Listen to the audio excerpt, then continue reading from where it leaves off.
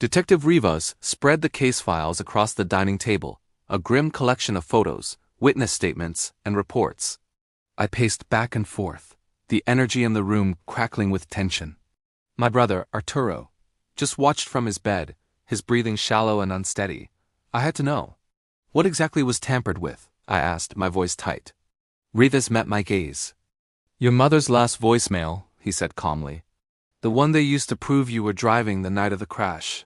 A cold dread washed over me. That voicemail. That single piece of evidence had shattered my world, turned my family against me, and painted me as a killer. I never drove that car, I whispered, the words tasting like ash. I told everyone. Over and over. And everyone told you were lying, Marina, my sister muttered from the corner. I shot her a look sharp enough to cut glass. Starting with you. Her face flushed with anger. I only said what I heard. Rivas slid an old cassette recorder onto the table. You mean you heard this? He pressed play. The warped, frantic voice of our mother filled the silence. Elena, please. Stop. Don't. The recording ended with a chilling scream.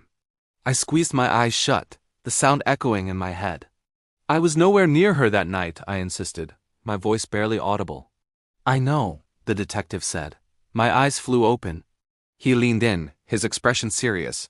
This recording was edited, Marina gasped. No, that's impossible.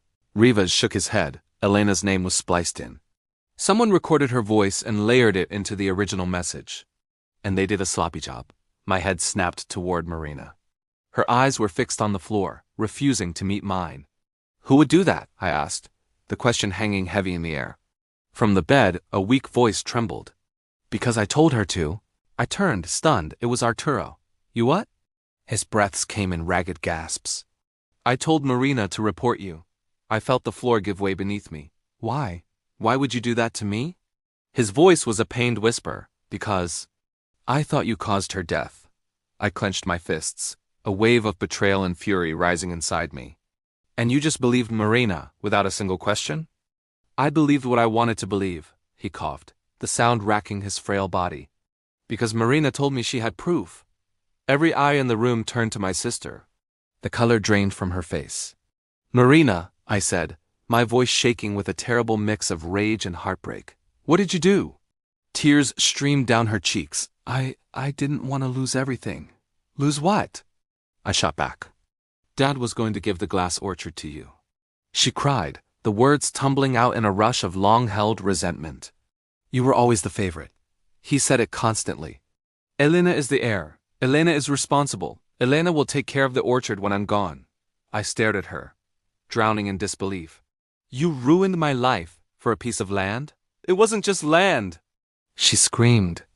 It was our legacy. Mom's legacy.